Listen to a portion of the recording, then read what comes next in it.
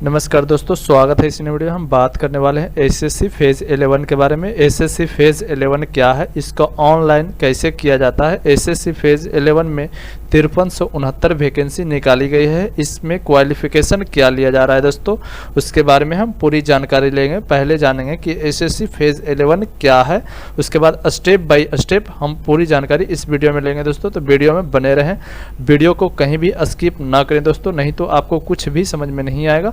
तो अगर आप नए हैं तो हमारे चैनल को सब्सक्राइब कर दीजिएगा और बेल आइकन को जरूर प्रेस कर दीजिएगा दोस्तों, ताकि और नई जानकारी हम आपके पास लेकर के आते रहें। तो सबसे पहले जान लेते हैं एसएससी का फुल फॉर्म क्या होता है। तो एसएससी का फुल फॉर्म होता है स्टाफ सिलेक्शन कमीशन, मतलब कर्मचारी चयन आयोग। इसका जो हिंदी होता है दोस्तों वो कर्मचारी चयन आयोग होता है।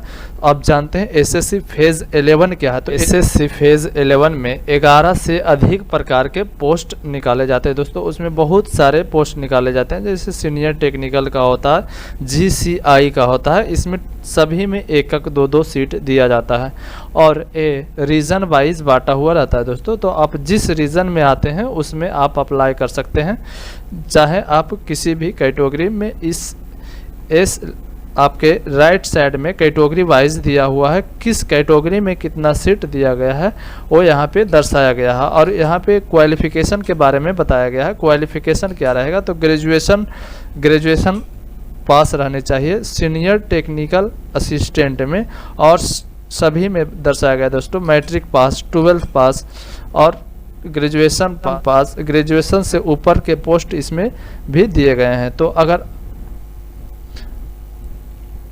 और यहाँ पे एज लिमिट के बारे में भी बताया गया है। एज लिमिट 18 से 30 ईयर से रहनी चाहिए, 20 से 25 ईयर से रहनी चाहिए, 18 से 30 ईयर से रहनी चाहिए। सभी को एज लिमिट के बारे में इसमें भी दर्शाया गया है। तो आप नोटिफिकेशन को पूरी अच्छी तरह से देख लीजिएगा दोस्तों। आप किस में एलिजिबल हैं, तभी आप उसी पोस्ट को भर सकते हैं। अब देख लेते हैं क्वालिफिकेशन क्या रहेगा। तो क्वालिफिकेशन आपके मैट्रिक पास रहेगा, इंटर पास रहेगा और ग्रेजुएशन पास रहेगा दोस्तों। इसमें आप किसी भी सब्जेक्ट से इंटर पास किए हों, ग्रेजुएशन पास किए हों। इसका जो डेट दिया गया है, यानी स्टार्टिंग डेट इसका था 6/3/2023 से 27/3/2023 को इसका लास्ट डेट रहेगा। 11 PM तक ऑनलाइन होगा।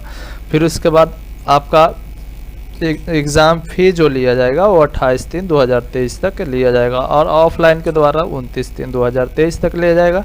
करेक्शन का डेट भी यहाँ पे दे दिया गया है दोस्तों। काफ़ी बच्चों का जो यहाँ पे सवाल रहता है कि करेक्शन का डेट कब निकालेगा, तो इसका करेक्शन का डेट भी दे दिया गया है। 3 से 5 अप्रैल के बीच में करेक्शन का डेट दिया जाएगा। सीबीटी एग्ज़ाम जो लिया जाएगा वो जून और जुलाई में लिया जाएगा। Admit card available before exam के पहले आपका जो है एडमिट कार्ड अवेलेबल हो जाएगा। और इसका जो फ़ी लिया जा रहा है और 100 रुपया लिया जा रहा है। SC/ST और PH के लिए आपका कोई भी चार्ज नहीं लिया जा रहा है और फीमेल के लिए कोई भी चार्ज नहीं लिया जा रहा है।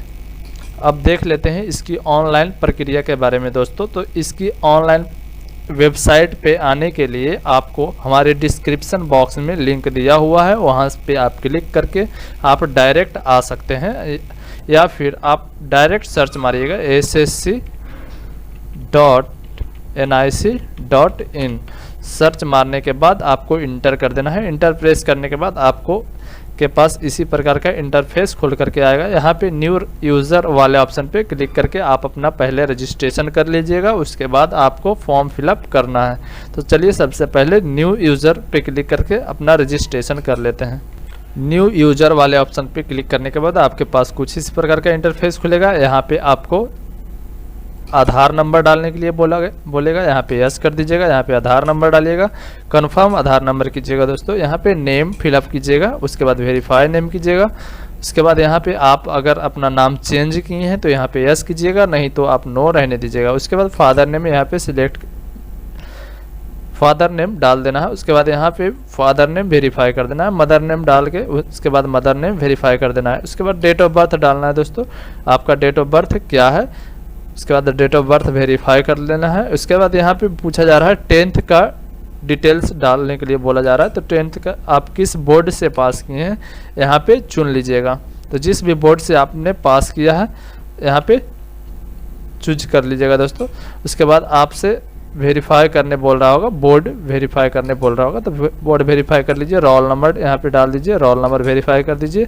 फिर उसके बाद यहाँ पे पासिंग ईयर पूछा जा रहा है, किस वर्ष आपने जो है 10th पास किया है। फिर इसके बाद 10th ईयर्स जो है वेरीफाई करने बोलेगा, पासिंग ईयर्स। उसके बाद जेंडर सेलेक्ट कर लीजिएगा, जिस भी जेंडर से आप आते हैं। उसके बाद यहाँ पे कहाँ तक आप पढ़े लिखे हैं, जैसे 12th आप पास हैं तो 12th सेलेक्ट कर लीजिएगा, अगर 10th पास हैं तो 10th सेलेक्ट कर लीजिएगा, अगर ग्रेजुएशन पास हैं तो ग्रेजुएशन सेलेक्ट कर सकते हैं। और यहाँ पे मोबाइल नंबर फिलअप कर दीजिएगा, यहाँ पे भी मोबाइल नंबर कंफर्म वही वाला फिलअप करना है।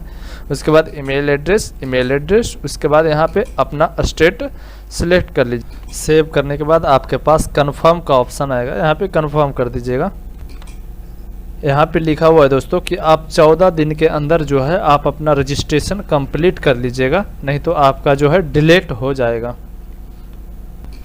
उसके बाद आपके पास जो है रजिस्ट्रेशन नंबर यहाँ पे शो करने लगेगा और पासवर्ड जो है आपका मेल और मोबाइल नंबर पे चला जाएगा और यहाँ पे ओके कर दीजिएगा। ओके करने के बाद आपके पास दोबारा से इसी प्रकार का इंटरफेस खुल करके आएगा। यहाँ पे आपके पास जो रजिस्ट्रेशन नंबर गया है मैसेज में वो यहाँ पे डाल दीजिएगा और 4 अंक का जो पासवर्ड गया होगा वो भी यहाँ पे फिलअप कर दीजिएगा। उसके बाद कैप्चा डाल के लॉगिन वाले ऑप्शन पे क्लिक कर दीजिएगा। लॉगिन वाले ऑप्शन पे क्लिक करने के बाद आपके पास कुछ इस प्रकार का इंटरफेस खुलेगा। यहाँ पे ओल्ड पासवर्ड जो आपके पास 4 अंक का पासवर्ड दिया हुआ है यहाँ पे डाल दीजिएगा। उसके बाद न्यू पासवर्ड, जिस प्रकार से आपको डिस्प्ले पे दिख रहा है इसी प्रकार से आपको पासवर्ड जनरेट कर लेना है। उसके बाद कन्फर्म पासवर्ड वाले को भी यहाँ पे डाल देना है। उसके बाद सबमिट वाले ऑप्शन पे क्लिक कर देना है। उसके बाद दोबारा से इसी प्रकार का इंटरफेस खुलेगा, यहाँ पे कैप्चा डाल दीजिएगा और उसके बाद लॉगिन वाले ऑप्शन पे क्लिक कर दीजिएगा आईडी और पासवर्ड डाल के। उसके बाद कुछ इस प्रकार का इंटरफेस खुलेगा दोस्तों। यहाँ पे आप पूरी जानकारी को अच्छे प्रकार से चेक कर लीजिए। अगर आपका कुछ गलत है तो यहाँ पे एडिट करके आप सुधार सकते हैं, नहीं तो आप नेक्स्ट कर सकते हैं।